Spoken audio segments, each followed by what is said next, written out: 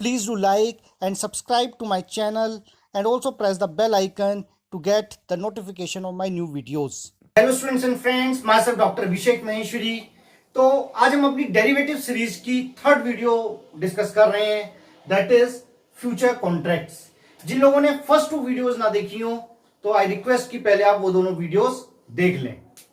Okay, तो इस video के अंदर हम डिस्कस करेंगे फ्यूचर कॉन्ट्रैक्ट्स क्या होते हैं, किस तरह से उनकी एक्सपायरी होती है, कॉन्ट्रैक्ट साइज क्या होता है, एग्जिट ऑप्शंस आपके पास क्या हैं, किस तरह से पोजीशन स्क्वायर ऑफ होती हैं, कैसे प्रॉफिट्स निकाले जाते हैं, एक्सेट्रा एक्सेट्रा.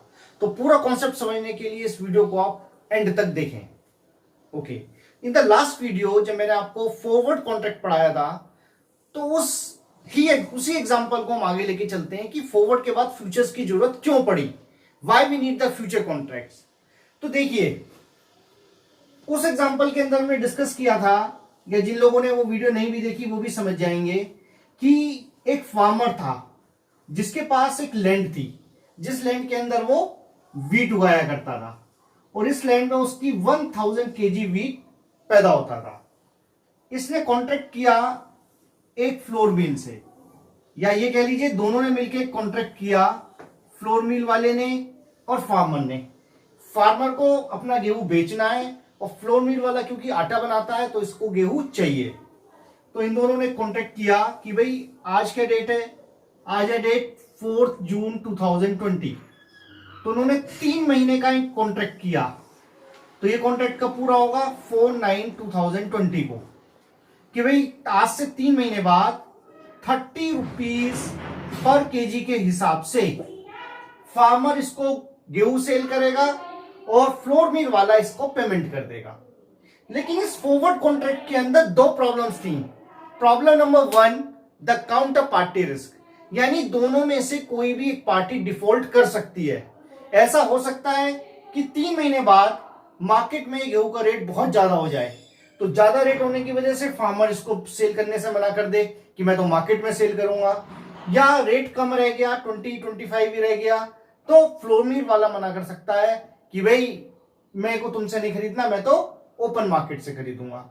तो ये काउंटर पार्टी जो रिस्क है, एक तो ये यहां आता है कि कोई भी एक पार्टी डिफॉल्ट कर सकती है, या हो सकता है कि 4 नवंबर आने से पहले, 4 सितंबर आने से पहले पहले फ्लोर मिल वाला ही इंसॉल्वेंट हो गया, बैंकरप्ट हो गया, तो अब वो पार्टी खत्म हो गई तो ये बेचेगा किसको. या दूसरा जो रिस्क आता है हमारा यहां पर, वो आता है हमारा लिक्विडिटी का. तो लिक्विडिटी रिस्क क्या हुआ, लिक्विडिटी रिस्क हुआ कि भाई अगर इन दोनों ने कॉन्ट्रैक्ट किया है और ये दोनों इस कॉन्ट्रैक्ट से एग्जिट होना चाहें, कि भाई फार्मर चाहे कि मैं अपना एक कॉन्ट्रैक्ट किसी तीसरे को भेज दूं, या फ्लोर मिल वाला चाहे कि मैं इस कॉन्ट्रैक्ट से एग्जिट कर लूं, तो वो यहां पर पॉसिबल नहीं था. It was very difficult to find a third party. तो कहीं ना कहीं ये दोनों जो रिस्क थे वो फॉरवर्ड कॉन्ट्रैक्ट में होते थे. तो इन दोनों रिस्क को खत्म करने के लिए फ्यूचर कॉन्ट्रैक्ट्स मार्केट में आए.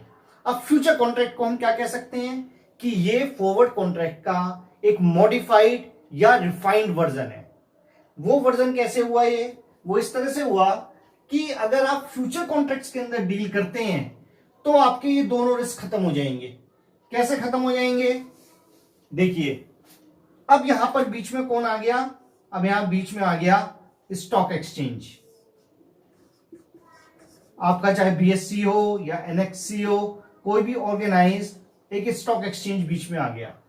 एज वेल एज कोई भी इन्वेस्टर स्टॉक एक्सचेंज से डायरेक्टली डीलिंग नहीं कर सकता, डायरेक्टली ट्रेड नहीं कर सकता. तो बीच में एक पार्टी और आ गई, वो आ गई हमारी ब्रोकर. तो अब जो ट्रेड होगा, अब जो कॉन्ट्रैक्ट्स होंगे वो किस तरह से होंगे, वो इस तरह से होंगे कि फार्मर ब्रोकर से कॉन्ट्रैक्ट करेगा और ब्रोकर जो ट्रेड करेगा through the stock exchange, flour mill वाला ब्रोकर से और ब्रोकर स्टॉक एक्सचेंज से.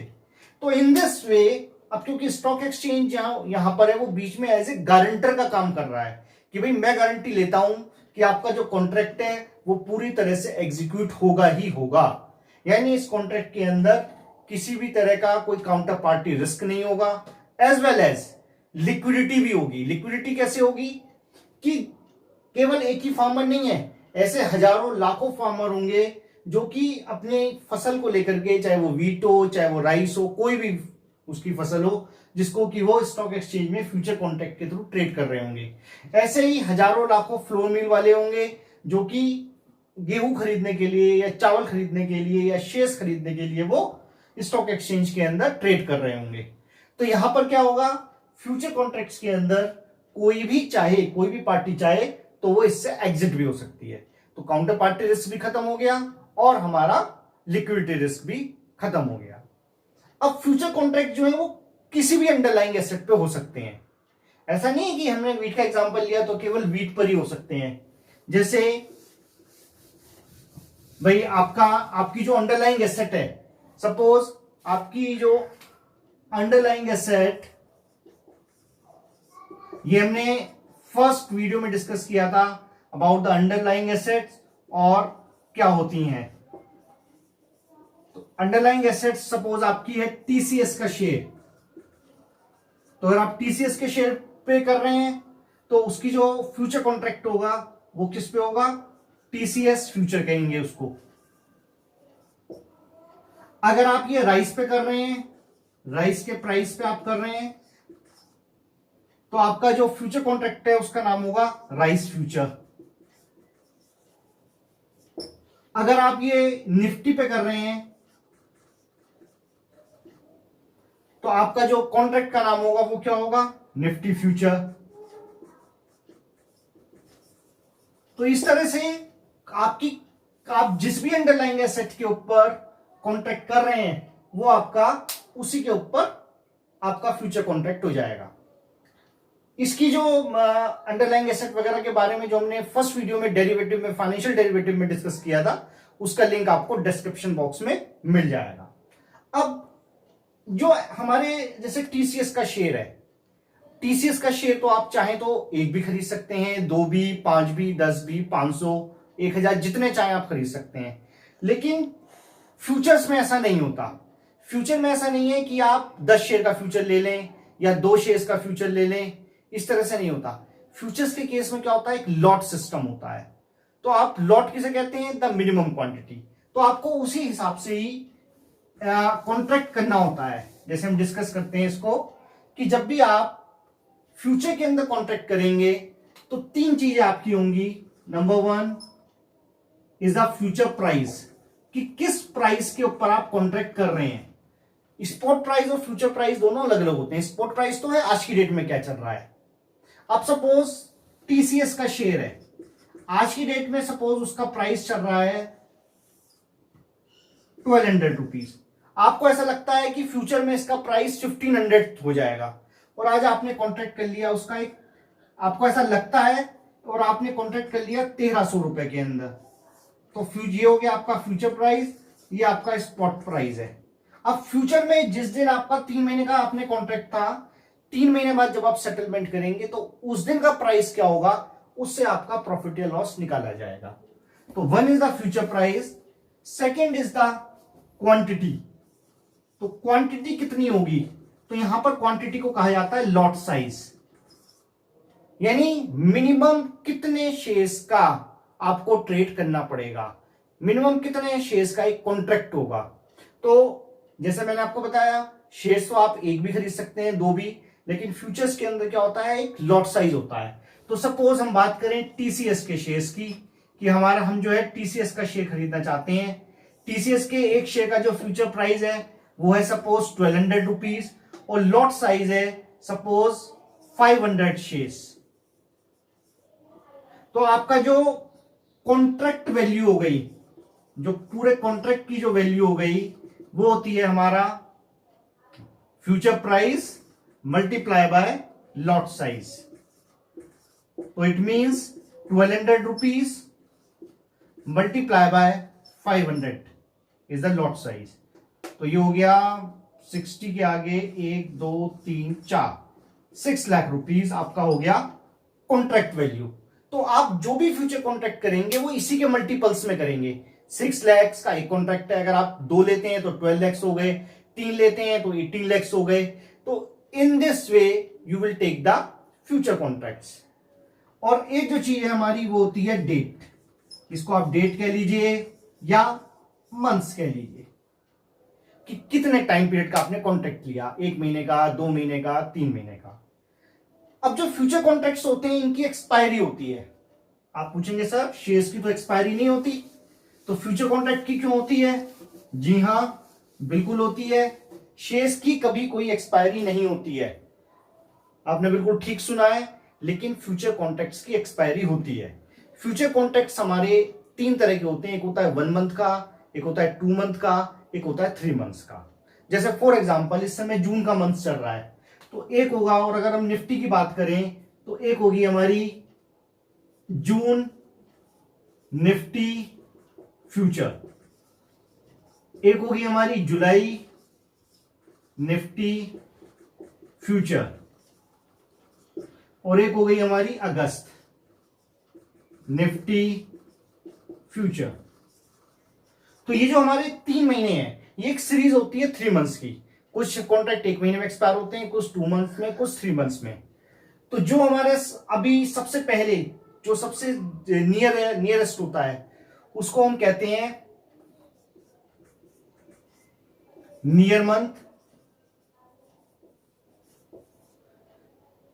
अगले वाले को कहते हैं नेक्स्ट मंथ, और जो सबसे लास्ट होता है 3 महीने वाला उसको हम कहते हैं फार मंथ। तो इस तरह से ये हमारे एक्सपायरी होती हैं। तो future contracts have their expiry. अब आप पूछेंगे सर जून की एक्सपायरी कब होगी? तो जो एक्सपायरी होती है ये होती है last Thursday of every month, last Thursday of every month.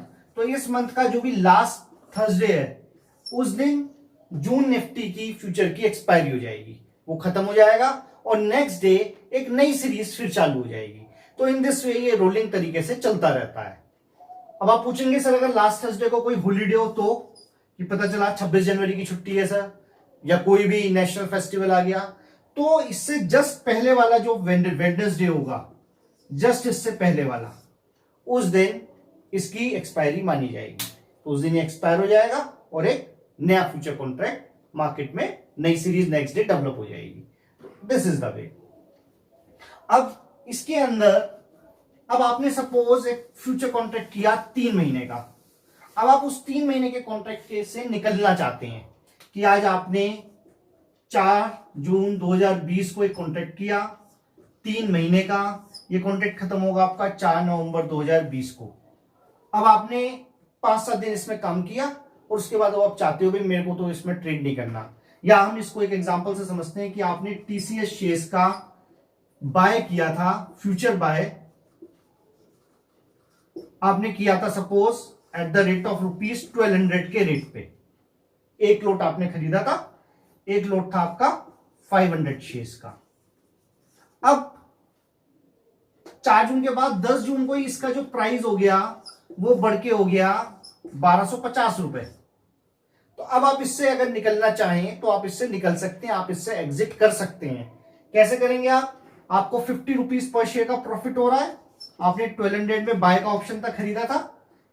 अब एग्जिट करने के लिए आपको क्या करना पड़ता है? अपनी पोजीशन को स्क्वायर ऑफ करना पड़ता है।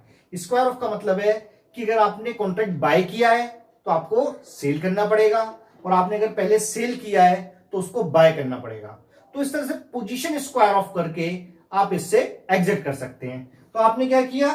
आपने इस डेट को देखा कि मेरे को अच्छा प्राइस मिल रहा है, तो आपने पोजीशन सेल कर दी, और 50 रुपीज पर शेयर के हिसाब से इंटू 500 शेयर्स पे आपको ये 25,000 रुपीज का प्रॉफिट हो गया। तो ये आपने प्रॉफिट बुक किया और आप इससे एग्जिट हो गए। अगर आप ये चाहते हैं कि नहीं मैं तो पूरा आखिरी दिन इसको सेटल करूंगा, तो आखिरी दिन जो सेटलमेंट होता है, वो जो सेटलमेंट होगा तो उस दिन का प्राइस देखा जाएगा कि क्या प्राइस है। अब सपोज आपने 1200 के अंदर फ्यूचर बाय किया था, सपोज हम ये एग्जांपल ले रहे हैं टीसीएस का, और इस दिन लास्ट डे जो प्राइस था वो टीसीएस का सपोज 1240 हो गया। तो 1240 में आपने क्या किया? सेल कर दिया। अब आपके पास सेटलमेंट के 2 तरीके होते हैं। सेटलमेंट दो तरह से होता है। Number one, delivery. डिलीवरी में आप क्या करेंगे, आपने बाय के लिए कहा है तो डिलीवरी के अंदर आप सेल नहीं कर रहे, आप सिंपली पेमेंट कर देंगे और अपने शेयर्स की डिलीवरी ले लेंगे। लेकिन जो मैक्सिमम जो कॉन्ट्रैक्ट होते हैं वो सब कैश सेटल्ड होते हैं।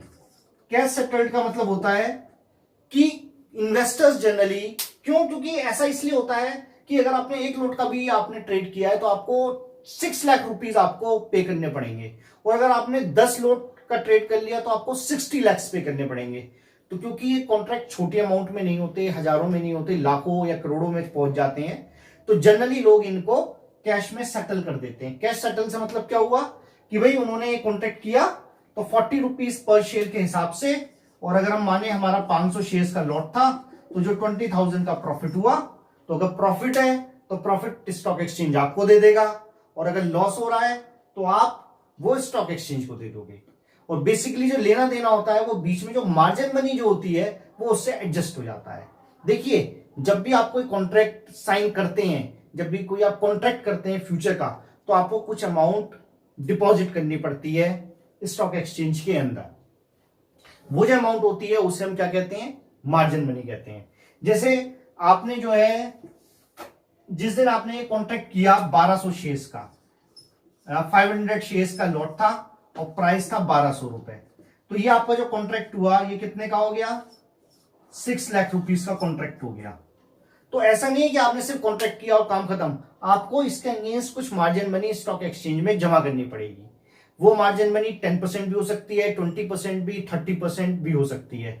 वो डिपेंड करता है कि जिस शेयर में आपने फ्यूचर कॉन्ट्रैक्ट किया है उसकी वॉलेटिलिटी कितनी है मार्केट में, उसमें फ्लक्चुएशंस कितना है। अगर फ्लक्चुएशन बहुत ज्यादा होता है कि जो 1200 रुपए वाला शेयर है कभी 600 का भी रह जाता है, कभी 1500 हो जाता है, तो फ्लक्चुएशन अगर ज्यादा होंगे तो फिर मार्जिन मनी ज्यादा होगी।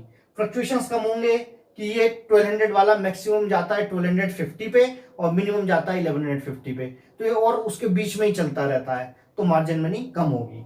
तो इसका सपोज हम मानते हैं कि शेयर के अंदर 20% अगर मार्जिन मनी है, तो आपने जो मार्जिन जमा किया है, जो मार्जिन मनी जमा करी है, वो सपोज आपने जमा करी है 20%, 1,20,000। तो अगर आपको प्रॉफिट होता है तो स्टॉक एक्सचेंज इस प्रॉफिट को आपके इसमें अकाउंट में ऐड कर देगा, लॉस होता है तो इससे एडजस्ट कर लेगा, इसको डेबिट करके निकाल लेगा पैसे। इन this way it is settled. अब इसमें प्रॉफिट कैसे लोग करते हैं, तो प्रॉफिट का जो होगा, किन कंडीशंस के अंदर प्रॉफिट्स होगा, हमारे पे ऑफ्स क्या होंगे, उसको हम और समझ लेते हैं। देखिए, पे ऑफ्स या प्रॉफिट्स कह लीजिए, जिसने फ्यूचर को बाय किया है, who has by the future, इसको प्रॉफिट कब होगा,